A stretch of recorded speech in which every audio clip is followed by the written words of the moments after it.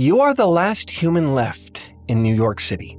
You walk the empty streets, gazing up at the skyscrapers, searching for any sign of life.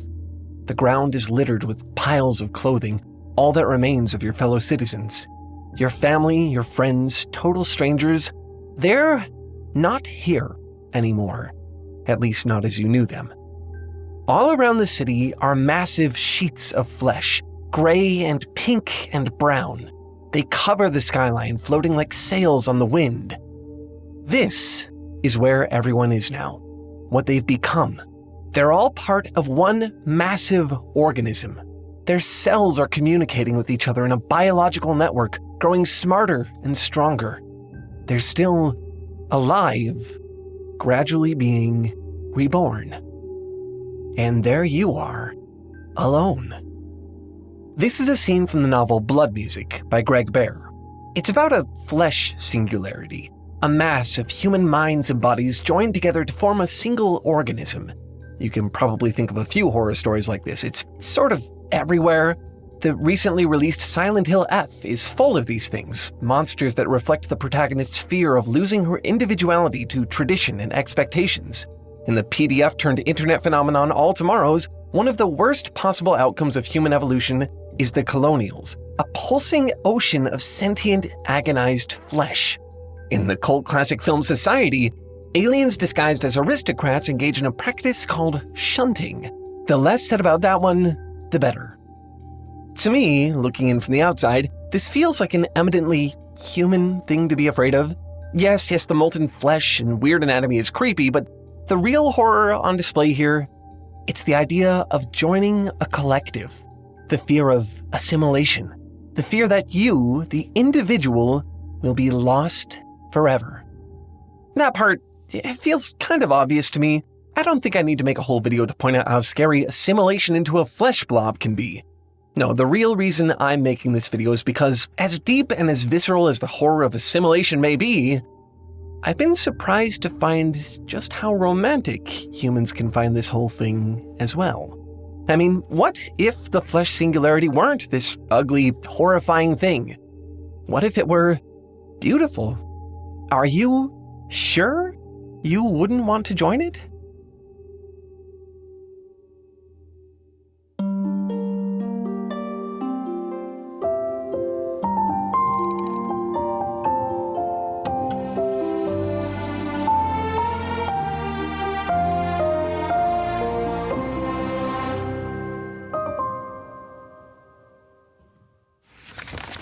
Okay, really quick before we start, I just need you to know how much of a journey this video was to create. I started thinking about it when I first played Still Wakes the Deep back in 2024. There were a bunch of these human flesh masses in that game, and I was like, I sure feel like I've seen a lot of this. But I just didn't have a video to make about it, so I brought it up to our community. We invite everyone who supports us anywhere, Patreon, YouTube members, whatever, to chat about fiction, research, and upcoming projects with us in our Discord server. And, not for the first time, I have to give credit to user AutoGuy for introducing us to the key piece of fiction that made this video possible, Blood Music. We call this part of our server Behind the Machines. It's quietly become a repository of incredible writing ideas for us and everyone else who's a part of it. A big thanks to everyone who joins us there. It is genuinely, unbelievably fun. If you want to be a part of it, you can get started by visiting thetalefoundry.com/support. I hope we'll see you there. Okay, that's all for now. Back to the video.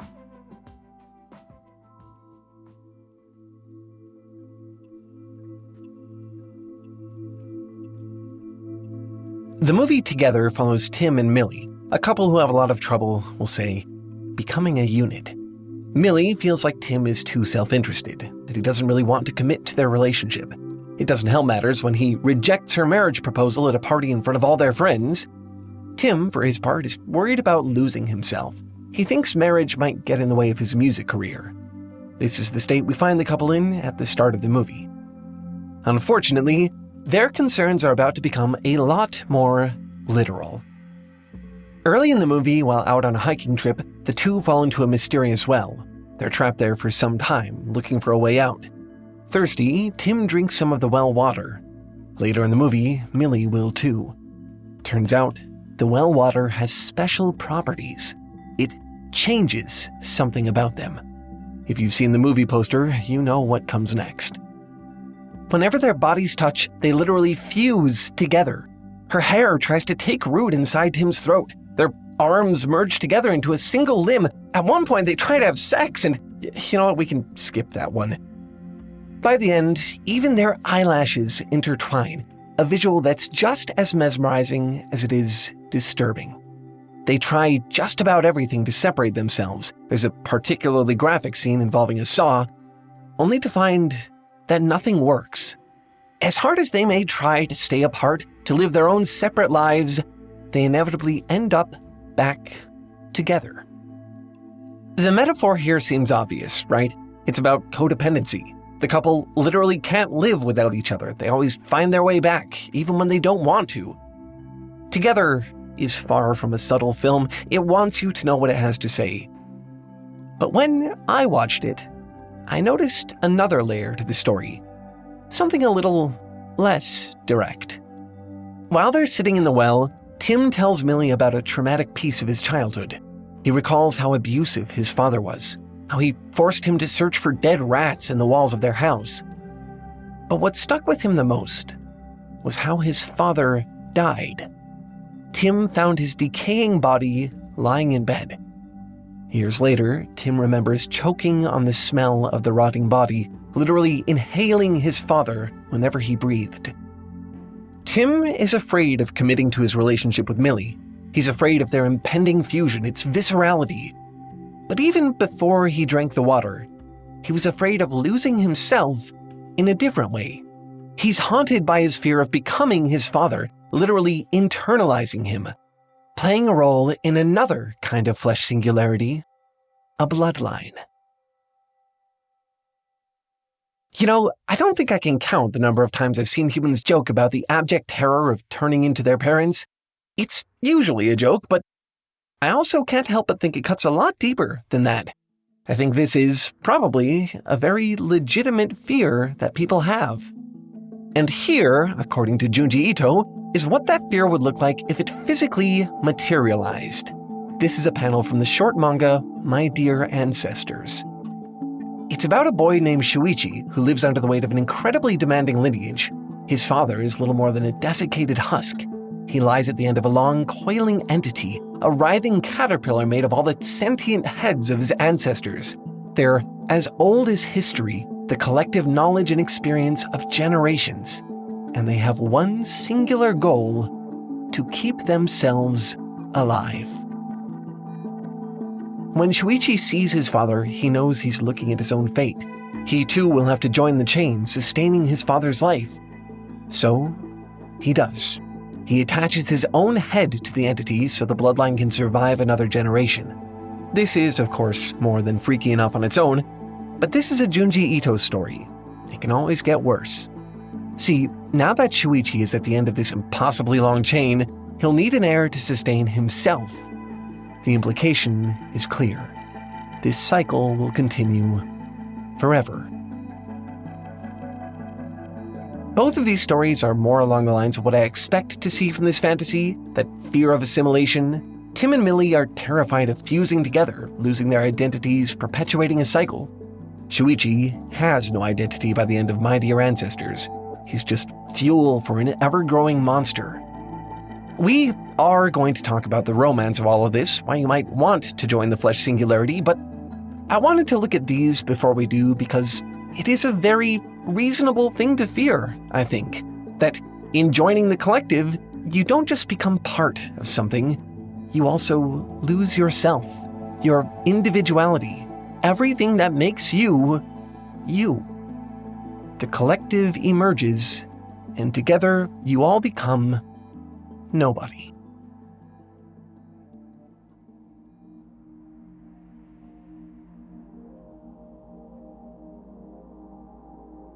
You're back in the city. This time it's not empty. It's bustling, alive with people of every sort, every age and occupation. The strange thing is, they aren't spread out the way that a populace should normally be. No, they're all in one spot, piled together. jammed into a single crowd, a single mass, so large it almost fills the breadth of your vision. Can you actually imagine that? To me, it's almost an incomprehensible visual, the stuff of fantasy. That is basically the idea behind Clive Barker's short story, In the Hills, the Cities. You might remember I talked about this one a few years back. In case you missed it, here's the short version. Every 10 years, the twin cities of Popolec and Podujevo turn themselves into giants. Thousands of people bind themselves together, assembling their bodies into enormous, walking, man-shaped Goliaths. And they've gotten good at it, too. Each citizen has a role to play in the colossus. People make up the eyes, the mouths, the hands. They use babies for the teeth. The strongest townspeople act as the soles of the feet. The two giants march into the hills to engage in ritual combat, an extremely deadly ceremony that's happened for centuries. And if one of them should fall... At the climax of the story, a honeymooning British couple, Mick and Judd, happen across the wandering city of Popolec. The experience is cosmic. Judd doesn't survive it. Mick sees the swarming colossus, its mass of organized bodies, and feels himself gripped by something. The second he finds an empty spot in the giant's ankle, he climbs in and attaches himself. He's euphoric. No longer a single person, but, in his words, a hitchhiker with a god. He's transcended, now a cell in a complex body, a piece of something greater than he can fully comprehend. This is the flesh singularity of In the Hills, the Cities. A divine colossus, its mind a collective of thousands. Awe-inspiring, a miracle, as the text puts it. I never actually showed you what the flesh singularity in the movie Together looks like. Did you notice that? I mean, from everything I've told you, you should expect it to be some kind of horrifying flesh monster, right? The movie even leads you on that way. There's another couple who it goes very badly for.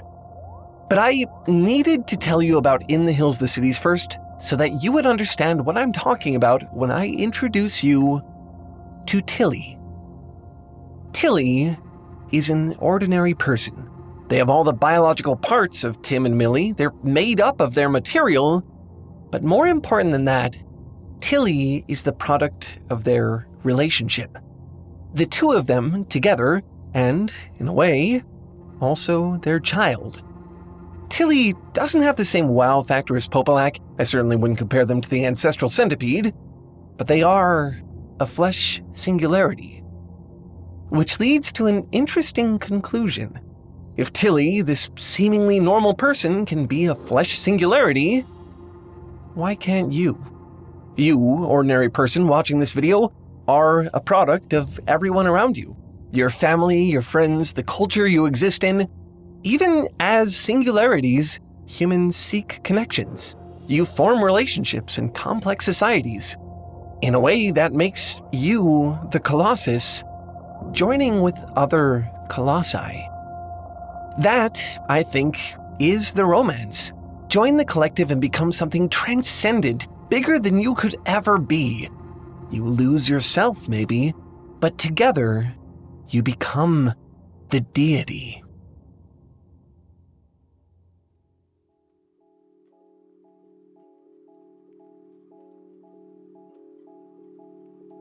Look, I fully admit this topic is kind of a hard sell. I can use pretty words like transcendent all day, but it's hard to make annihilation attractive. No matter how you might try to spin it, there's always this underlying question. Could I join the singularity without giving up who I am? Would I still get to be me? I walked you through a scene from the book Blood Music at the start of the video. Empty city, miles of billowing flesh, remember? It is a horror story. It's also so beautiful, it almost single-handedly drove me to make this video. The book starts with a geneticist named Virgil Ulam, who finds a way to make his cells individually sentient. Almost immediately, these cells, called noocytes in the story, begin to improve his life. The noocytes change Virgil for the better from the inside out, and it's not long before they get out and they start to change other people, too. too. By the end of the story, the noocytes consume and reconstruct all of humanity into something different. What begins as continents of pale, conjoined flesh eventually matures into an enormous, interconnected, godlike entity that spreads its wings and takes off into the stars. It's wondrous. But that's not actually the part I found particularly beautiful. The part I want to show you here is a little less grandiose and a little more human. It's surprisingly easy for most of the characters in the story to accept the noocytes. We get a variety of fantastical vignettes that show people traveling into their own blood, hearing the music of their own biology, seeing their own minds as something akin to gods. But for one of them, it's not so romantic. Susie is part of a small population of people who are immune to the noocytes. They can't enter her body the way they have with everyone else. She's the only uninfected person left in New York, wandering the empty streets, gazing up at the skyscrapers, searching for any sign of life, surrounded by empty piles of clothing, sheets of billowing flesh. She doesn't find any other survivors, but she does eventually find her own family again. A version of them, at least, reconstructed from the flesh matrix that they've become a part of. Susie's family is happier now. They still retain their personalities, their memories, only now they feel even more alive. Their senses are heightened, their minds sharper. They don't even need their bodies. They're technically immortal now.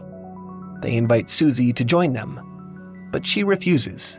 As good as it all seems, she doesn't really believe it. Doesn't believe that she'd be herself anymore. For a long time, she lives like this, alone as the rest of the world changes. A year later, much of the world has been consumed, permanently altered. Susie, alone, scared, miserable, stares into the mirror and sees herself. All of herselves. Her at every stage of existence, simultaneously brave and afraid.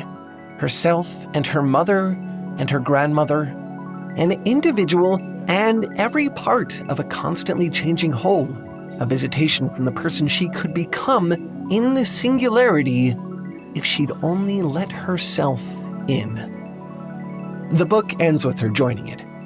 Joining, becoming, and flying off into the stars.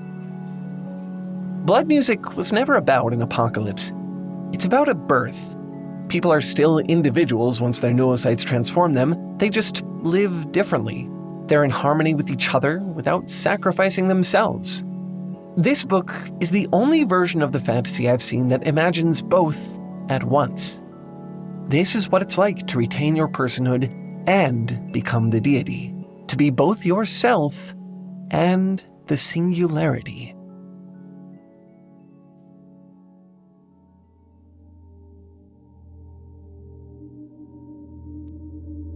Even after all of this, I don't really expect you to find the idea of a flesh singularity aspirational. There are clear and negative analogs you could make to this idea of an interconnected network of people. Cults, mobs, reactionary movements. That's usually what you get with the flesh singularity, which makes the stories where it's beautiful sort of surprising to me. I don't think I ever thought of the metaphor that way before now. To me, collectives just seem to be part of humanity. I don't think the species can resist forming them. I think it's part of what makes you, you. Communities, friendships, collaborative work, they're a normal thing. And I think, as a metaphor, the flesh singularity actually does a pretty good impression of all of this stuff. Any instance where people are bound together through relationships. It could be horrific, like in My Dear Ancestors, transcendent, like In the Hills, the Cities, or, like we saw in Together, almost even anticlimactic, so ordinary you hardly even notice. To me, all of this makes sense, and it makes the fantasy of blood music seem almost irresistible. If you could join the singularity without losing any of what makes you, you, why wouldn't you? To expand the metaphor out even further, I guess you could say this channel is kind of a flesh singularity. I'm not as organic as the rest of you all, but each of you help us make this show what it is. It's honestly really cool to be part of something so big and so human. Without your support, we'd have a much harder time creating content on this level. Seriously, thank you so much. A big part of that support comes from Nebula subscriptions. Not to stretch the metaphor too far, but I guess Nebula is also a bit of a flesh singularity when you really think about it. It's a streaming service made by and for creators. It's a place full of original videos, series, podcasts, game shows, all human-made. And with talent over there like Lindsay Ellis, Curious Archive, Tierzoo, you could say that Nebula is also made up of colossi.